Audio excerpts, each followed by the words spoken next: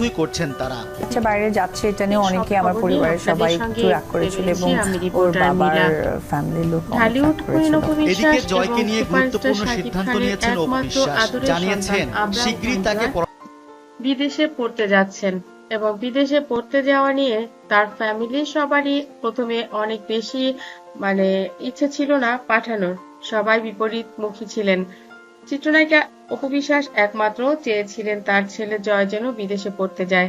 তার একটাই কারণ, দেশের যে সামগ্রিক পরিস্থিতি, অপু বিশ্বাস, বুবলি, শাকিব খান এই তিন চক্রকে ঘিরে সবাই সাংবাদিকরা যেভাবে ভিডিও বানাচ্ছিল, তাতে একসময় জয়ের কাছে ব্যাপারটা অনেক প্রশ্নমুখী পড়তে হতো।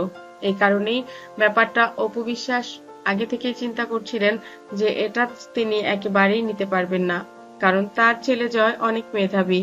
সে বাংলা বোঝে কিন্তু বলতে পারে না, ইংলিশে চমৎকার করে কথা বলে।